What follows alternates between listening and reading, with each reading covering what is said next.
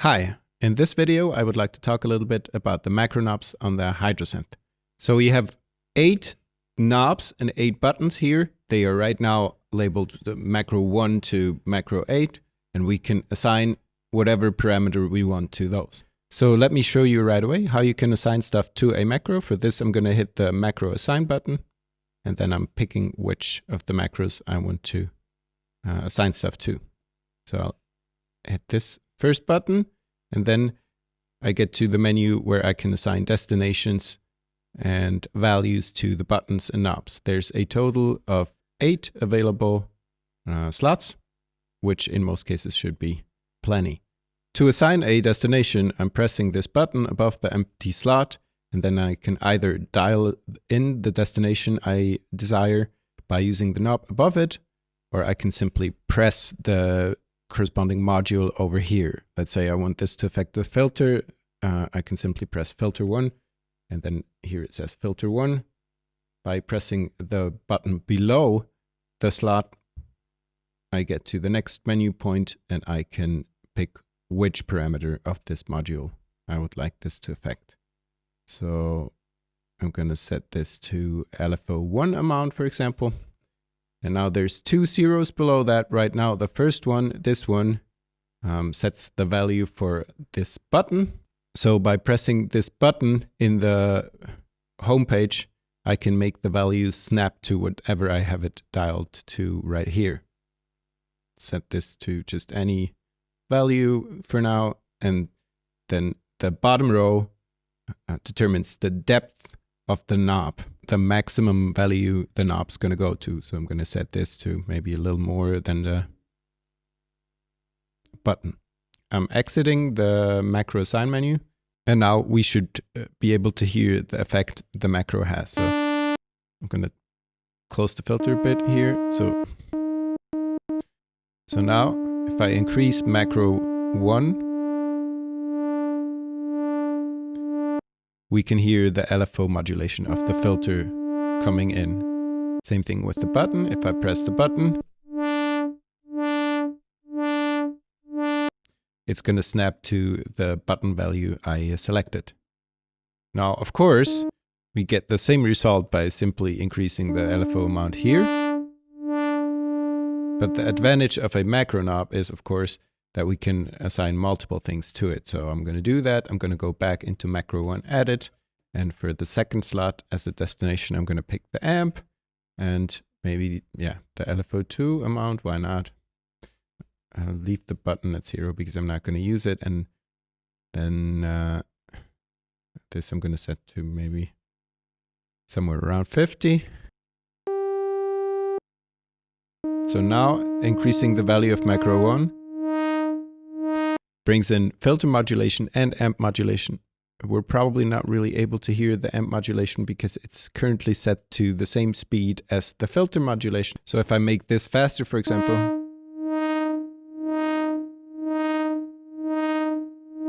we can hear it. Maybe also increase the amount a bit. I'm going to go back into the edit menu, and I'm going to decrease the amount for the filter mod and increase the amp LFO mod amount.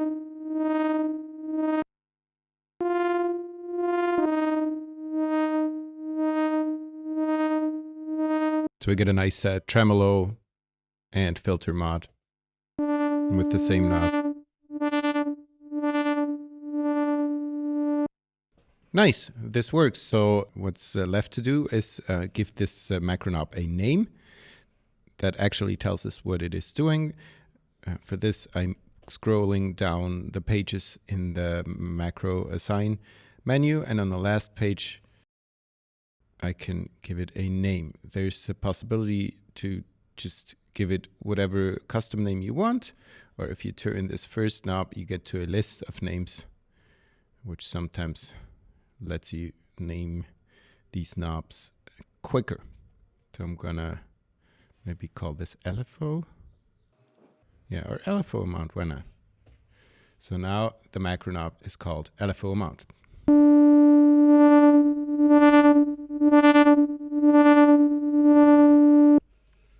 So for this first macro knob, I just assigned a connection that was already there. by default. You can tell by this dotted line that LFO1 is always affecting the filter and LFO2 is always affecting the amp. But of course, I can also assign modulation connections I have set up myself in the mod matrix. So for macro 2, I will show you how that works. So let's maybe use LFO3 to modulate some value. Maybe I'm going to use a mutant here. I'm going to set the source here maybe to assign. So I want to assign this dry wet to LFO3. For this, I'm holding LFO3 and then I'm pressing this mutant 1 button. I'm going to set this to dry wet instead of ratio. I'm not going to increase the depth because I want the macro knob to be in charge of that. So next I'm going to go to the macro assign menu. I'll hit macro 2 edit. And then for this first slot, I'm going to pick mod matrix, depth 1, and I'll increase this. Now if we double check, go to the mod matrix, we can see that in the mod matrix slot 1, there's the LFO3 modulation for mutant dry wet. So now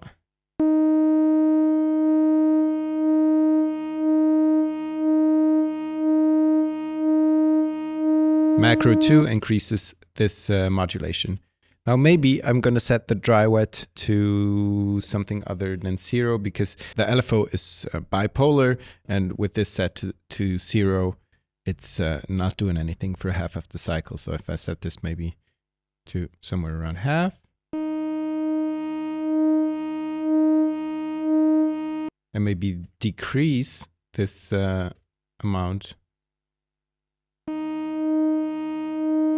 Yeah, this works a lot better. I could also adjust the shape of the LFO, maybe to a triangle.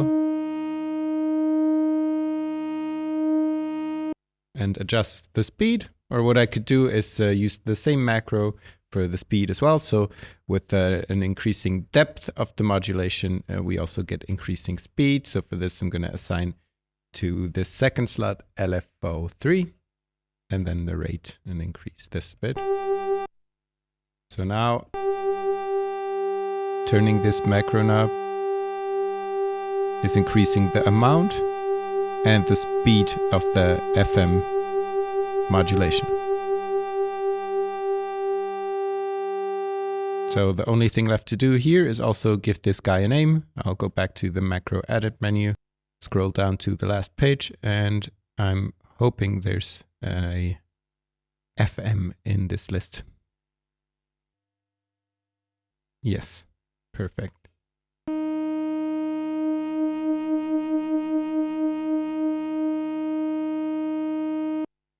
Now, if I want the modulation to be all gone when it's set to 0, I could also at the same time assign mutant 1 dry wet.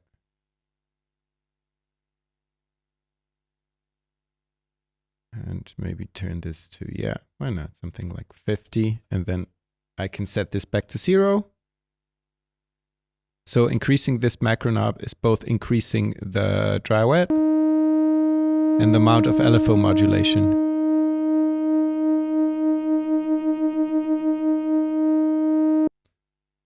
So for the next macro, I want to do something where the button instead of the knob can be useful. So I'm going to modulate pitch with an envelope. So it goes from a pitch 1 octave below to the pitch I'm actually pressing on the pad. For this, I'm going to set envelope 3 to oscillator 1. And then luckily it's already set to pitch. So now that I have made this connection, I can go straight to the macro assign menu and to macro 3, edit, assign it mod matrix depth 2. Now instead of going for the depth of the knob, I'm adjusting the button value. Maybe for this, I'm going to turn on the button so I can hear right away what this sounds like. Going back into the edit menu, and then I'll dial this down 1 octave. Apparently 5 5 equals 1 semitone, so I have to set this to 60. By holding shift, I can make finer adjustments or slow down the speed of the knob here. Now we're only hearing the bottom octave. This is because envelope 3 right now is an all sustain envelope. So what I want to do is dial this down to 0 and then bring in the hold stage. So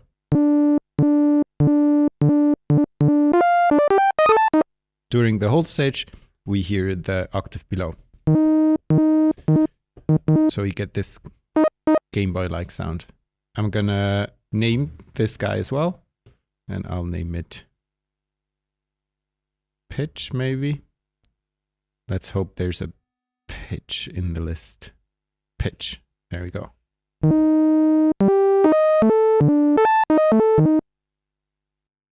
Now for this macro 4, I want to try to invert the modulation that's happening here. So the pitch goes from high to low instead of from low to high. For this, I'm going to mess with envelope 3 here a little bit. Because if I dial up the attack of envelope 3, it takes longer for the pitch to go down to the low octave. And if I adjust the curve of this attack phase, and then maybe I'm going to make this a bit shorter again, it almost sounds like it's going straight to the lower octave. Of course, it snaps right back because the hold stage is pretty short. But by making this longer, I can stay on the low note for a longer time. So I'm going to set this attack back to 0 because I want to do this in the macro menu and not in the envelope menu. And I'm going to assign envelope 3 to this macro knob and then increase this a bit. And I'm also going to assign envelope 3 to this next slot and then set this to hold and increase this as well. So now if I dial this up, it's inverted with like some stages in between. I think it works nicely. And I'm gonna call this macro 4 invert. Maybe there's an invert here. No. So I'm gonna go to custom name and call this invert.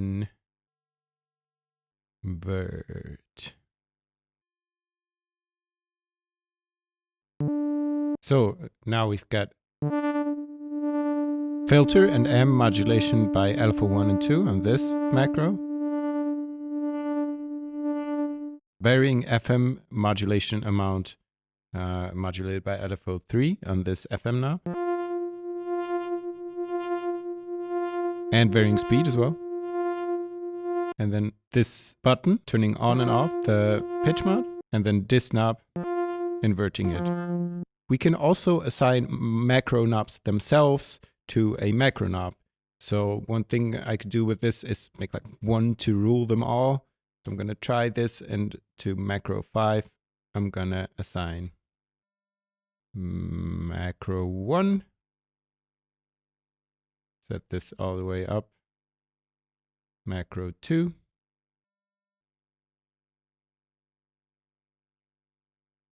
Also all the way up. I'm going to skip macro 3 because it just uses the button and the in-between values are probably pretty weird.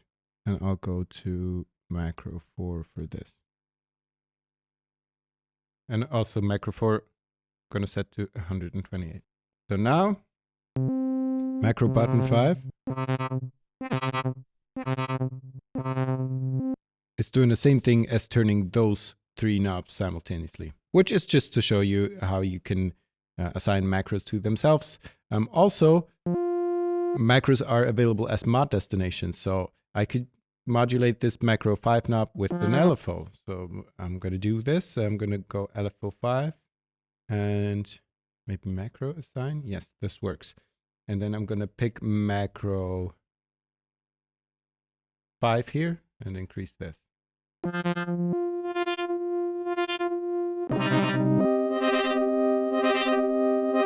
Now this definitely leads to unpredictable results, but why not?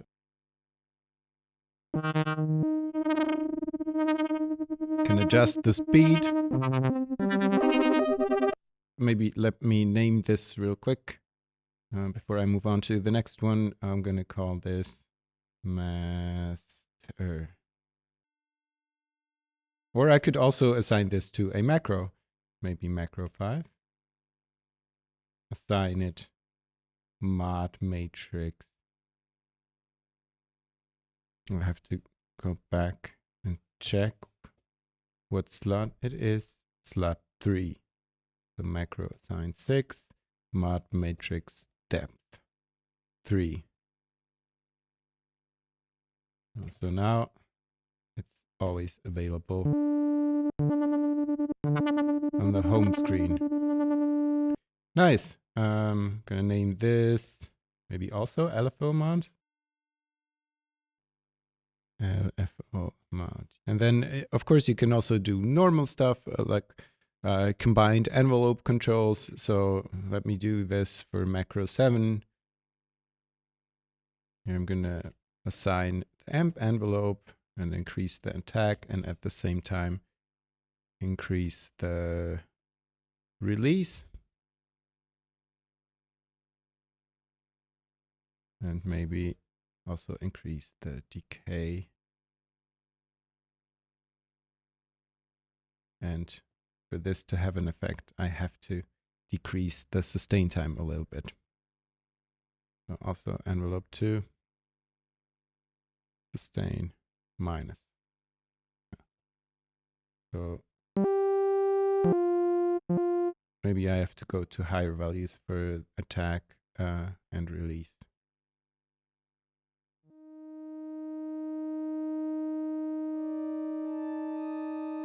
Maybe that's a bit much for the release and the attack.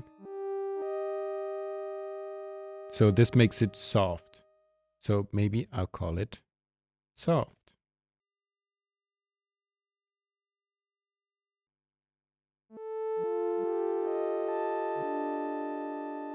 And then for the last one, maybe I'm gonna assign a effect or two. So I'm gonna go to macro assign and assign it the reverb time and dry wet.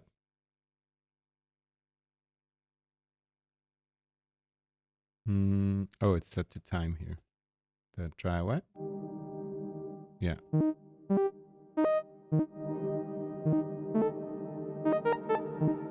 Now, sometimes I feel like, especially with the delay more than the reverb, because there's only a mix control available and there's no send option, the volume drops a bit too much for the dry signal. So what I could do is make up for this by adding to this macro knob also a slight increase in volume. So for this, I'm going to assign the amp, set this to level, and dial it up a little bit. And now, while I'm here, I'm also going to add some delay to this. So, yeah, delay, dry wet, increase this, and let's have a listen.